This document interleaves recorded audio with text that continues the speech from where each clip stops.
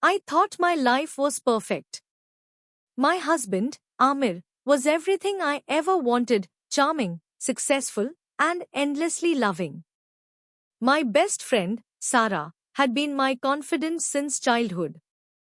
We shared secrets, dreams, and countless moments I thought I could never live without.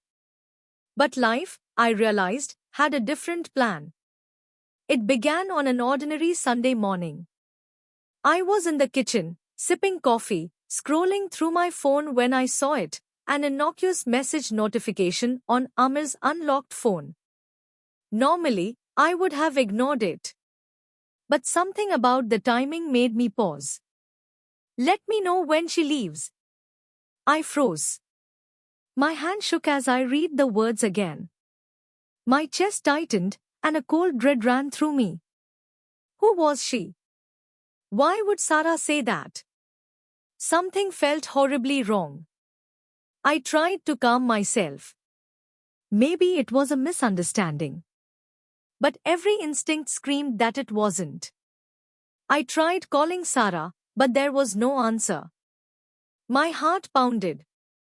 I needed to know the truth. When Amir came home that evening, I pretended everything was normal. But my mind raced. Every glance, every casual laugh, every touch between Amir and Sarah replayed in my head.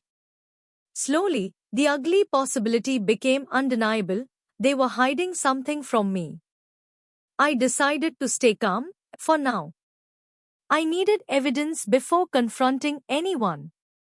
So I started watching, listening, noting every suspicious behavior.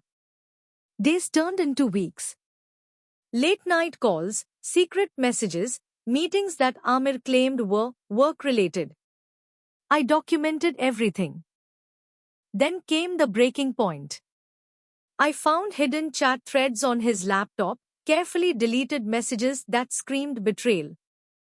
Amir and Sarah were planning something behind my back. But what? My mind churned with fear, anger, and disbelief.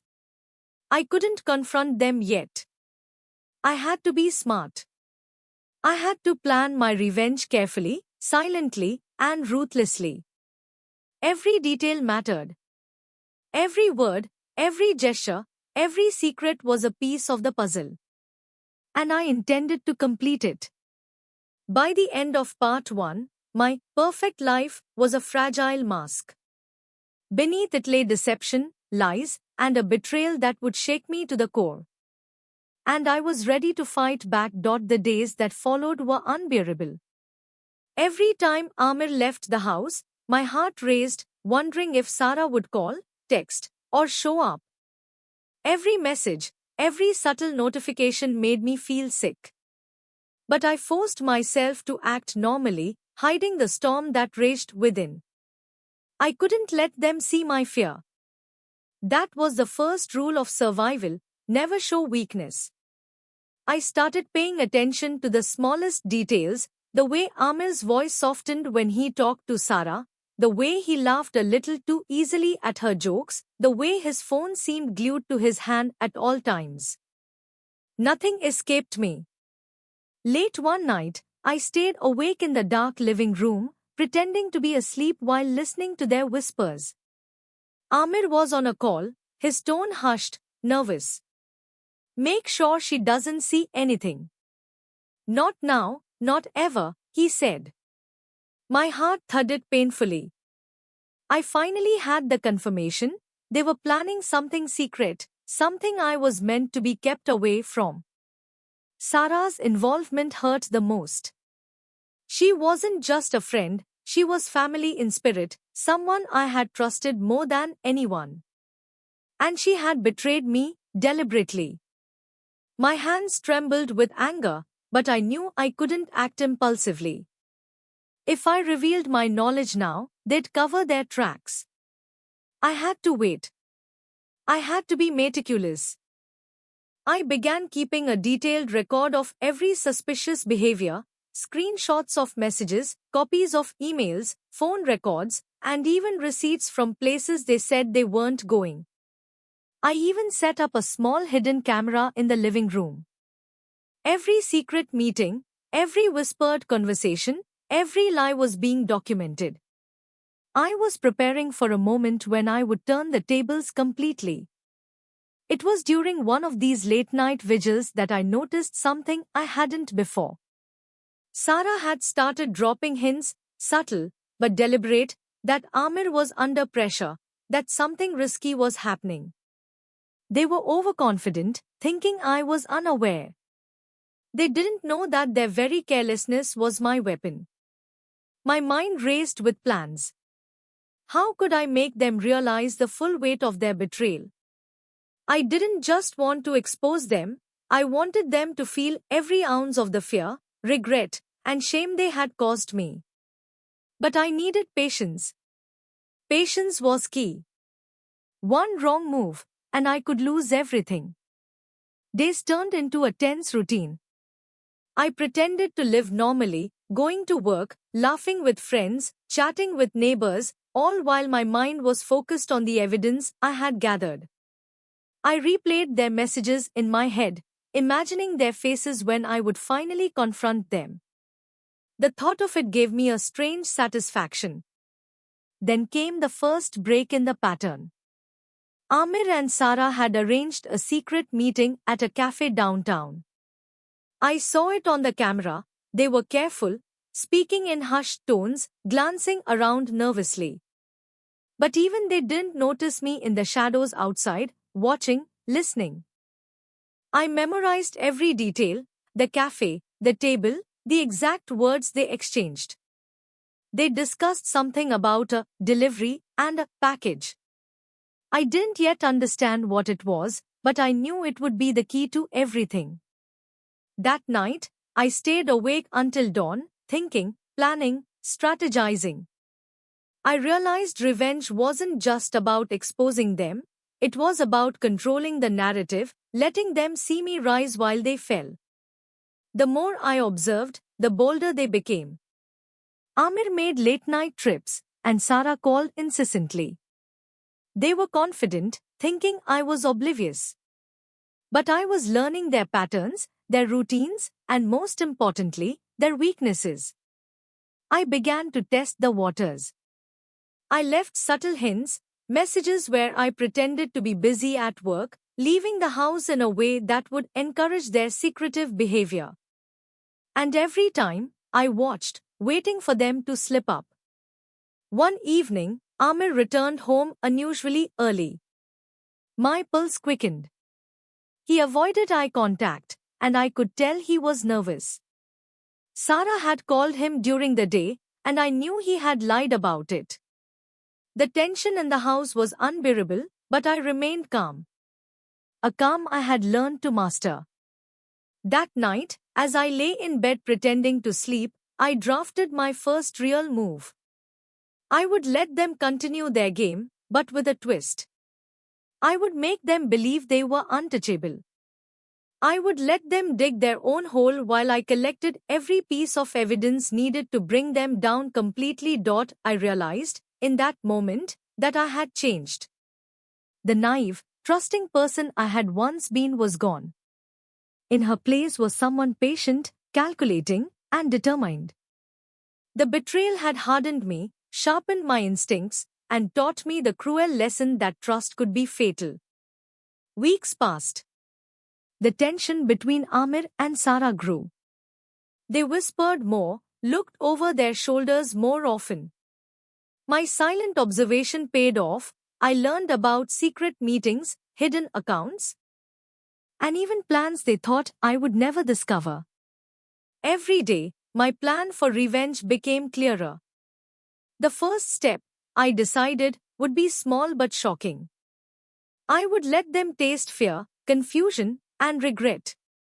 A message here, a revealed secret there, all carefully timed to make them panic, but not yet know who was behind it. By the end of part 2, I was ready to act, but only just. The pieces were in place, the evidence collected, and the plan forming. The betrayal had become my fuel, and the revenge I was about to unleash would be nothing short of devastating. The perfect life I once had was gone, but in its place, I was creating something stronger: control, power, and the beginning of justice. By now, my plan had taken shape. Weeks of observation, careful documentation, and quiet patience had brought me to the edge of action. I was ready to test the first layer of my revenge, a small, controlled strike designed to shake them without revealing that I knew everything. Amir had grown careless. He assumed my patience meant ignorance. Sarah, too, flaunted her loyalty to him in ways that were both arrogant and foolish. They thought themselves untouchable. But the mistake they made was underestimating me, underestimating the fire that betrayal had ignited within me. I began with a subtle psychological attack. I sent Amir an anonymous email containing a portion of their messages, carefully chosen to instill confusion and fear. No names, no direct accusations, just enough for him to realize someone new. Then I watched. The results were immediate. Amir grew paranoid. He checked his phone obsessively, whispered to Sarah in the middle of rooms, and even started questioning the loyalty of his colleagues. He didn't know who was targeting him, and that uncertainty was delicious. Sarah noticed too. She began glancing over her shoulder more often, jittery and tense. I could see the cracks forming in their armor. It was intoxicating. The first taste of revenge is always the sweetest because it's subtle, unseen, yet devastating in its psychological impact. One evening, Amir returned home late. I pretended to be asleep as he walked in, a sense of unease in his steps. He spoke to Sarah in hushed tones, clearly anxious. "Did you get it? Did you see the message?" he asked. Sarah shook her head, fear evident in her eyes. The tables were turning, slowly but surely. Meanwhile, I started planting seeds for a bigger strike. I recorded conversations, collected more evidence, and even documented their movements outside the home. Every action they took brought them closer to the trap I had set. But revenge, I reminded myself, required patience. One wrong move and my position would be compromised. I had to make them feel powerful before crushing that power completely.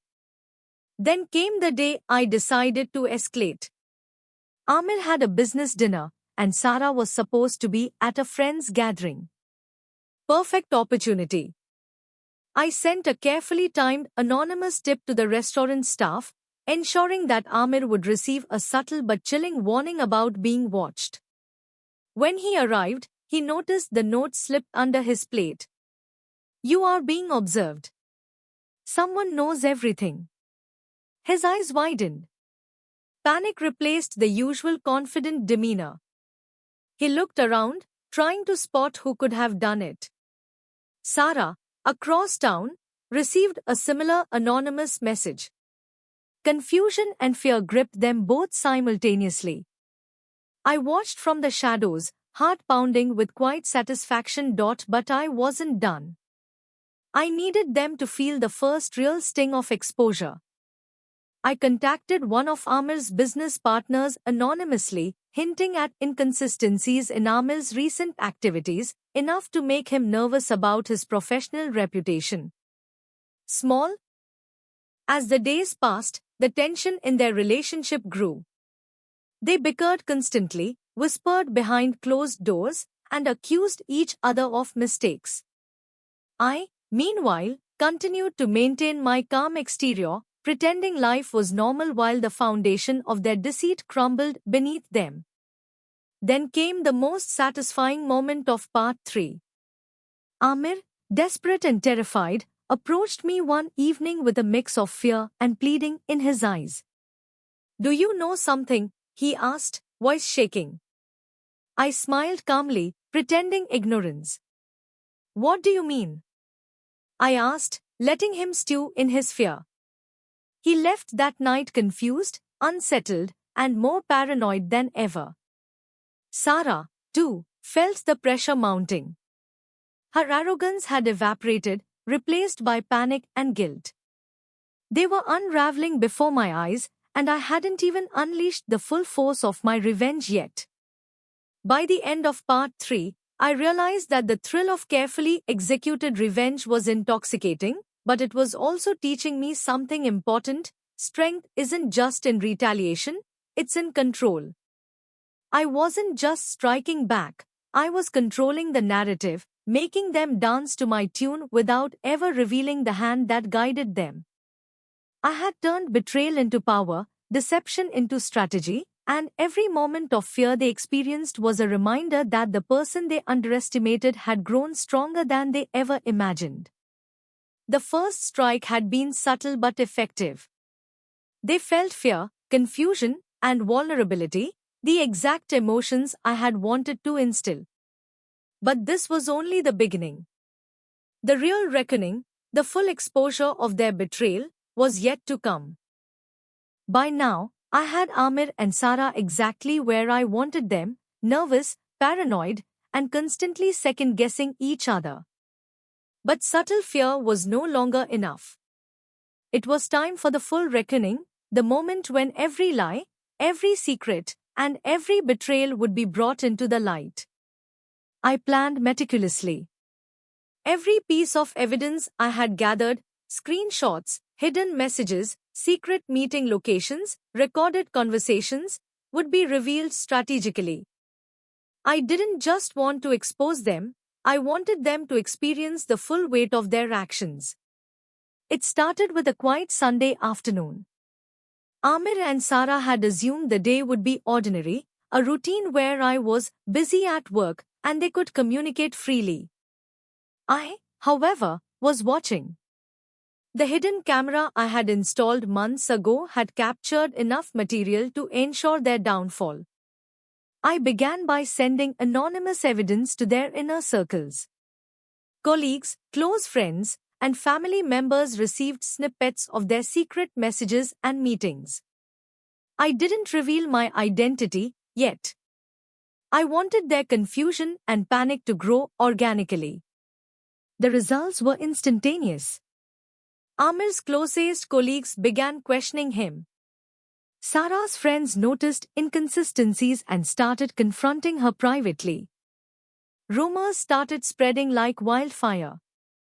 The two of them, who once seemed untouchable, were suddenly isolated, cornered, and desperate. At home, the tension was unbearable. Amir tried to act normally, but it was a weak mask. Sara, who had once been brazen and confident, now trembled at every sound, every knock, every notification. Their fear was no longer subtle, it was raw and all-consuming. I decided it was time to take the next step. That evening, I invited Amir and Sara to the living room, pretending to be casual and calm. The lights were dim, the room silent, and the air thick with anticipation. I had prepared a video montage, every secret conversation, every hidden meeting, every message of deceit, displayed vividly on the TV screen. When I pressed play, the room went silent. Amir's face drained of color. Sara gasped audibly, her hand flying to her mouth. They stared in horror at the evidence of their betrayal, now undeniable and fully exposed. "You," Amir started, his voice trembling. "How?" I let the silence stretch, savoring the moment. "You thought I didn't notice. You thought you could deceive me and get away with it. But I knew everything," I said calmly, letting each word sink into their minds like ice. Sara tried to speak, her voice shaking. It wasn't supposed to." "It doesn't matter what was supposed to happen," I interrupted, my eyes cold and unwavering. "What matters is that you betrayed the people who trusted you the most." For hours, I let them watch. Every detail of their betrayal was displayed: messages, secret photos, financial inconsistencies, and recorded conversations. Each revelation hit them like a hammer. Their arrogance, their secrecy, their assumption that I was naive, completely shattered. By the end, Amir sunk into the couch, silent and defeated. Sarah turned away, tears streaming down her face.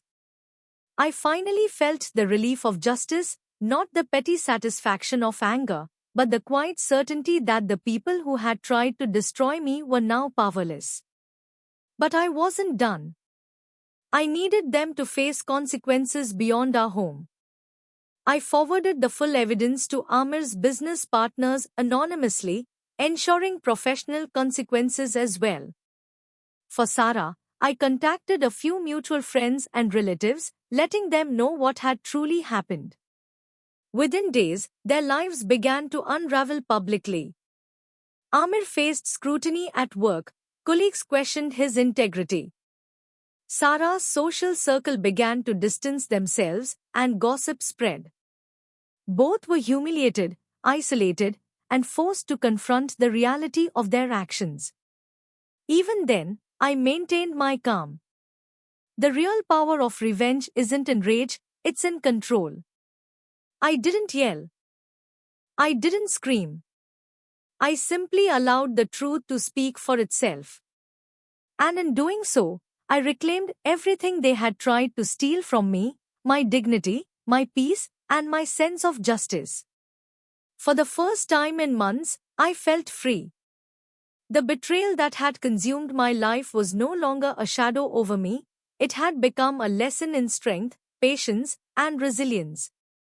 I had turned their arrogance into their downfall, their lies into evidence, and their betrayal into a story of empowerment. That night, I sat alone in the living room, watching Amir and Sarah silently retreat to separate corners of the house. I realized something profound: revenge, when done with patience and strategy, isn't about causing pain, it's about reclaiming your life and teaching a lesson that will never be forgotten. After months of planning, observation, and carefully executed revenge, the storm of betrayal had finally passed. Amir and Sarah were broken, not physically, but emotionally, socially, and professionally. Every lie they had spun had unraveled, leaving them exposed and defeated. And I was finally free. The first days after the reckoning were quiet. The house, once tense and suffocating, felt peaceful. No whispered conversations behind my back, no secretive messages, no late-night calls. Just silence. And in that silence, I began to heal. I realized that the betrayal had changed me in ways I hadn't anticipated. I was no longer the naive, trusting person who had checked her husband's phone out of curiosity. I was stronger, wiser, and unafraid. I had learned that trust is precious, but self-respect is priceless. And no one has the right to take that from you. Amir tried reaching out once more. His messages were pleading, apologetic, full of regret. He promised to change, to make amends, to rebuild. I didn't reply. I didn't need to. The closure I had sought wasn't in his apology, it was in my actions, in the justice I had executed, in the life I was reclaiming. Sarah reached out too, though only once. She sent a brief, trembling message: "I'm sorry. Truly. I never meant to hurt you." I read it, felt a pang of the hurt, and then deleted it. Apologies could not erase betrayal. But I didn't need to dwell in anger anymore. The past was a lesson, not a prison. I began focusing on myself. My career, once stagnant under the shadow of fear and doubt, now flourished. I took trips I had postponed, hobbies I had abandoned, and friendships I had neglected. Every step I took was a reminder that life could be beautiful again, even after heartbreak and deception. Sometimes, I would think back to that fateful Sunday, the day the message appeared on Amir's phone: "Let me know when she leaves." It had been the spark that ignited a journey of betrayal, anger, strategy, and ultimately, triumph. But now, that message held no power over me. I had transformed fear into strength, deception into knowledge, and betrayal into empowerment. Months passed, and my life began to resemble something I had only dreamed of before. I traveled, met new people, and rebuilt trust slowly but carefully. I allowed myself to hope again, to love again, not blindly, but with wisdom and caution. I learned that vulnerability is not weakness, but discernment is power. One day, I ran into a friend who had witnessed parts of my ordeal. "You look different," they said, "like you've gone through fire and come out stronger." I smiled.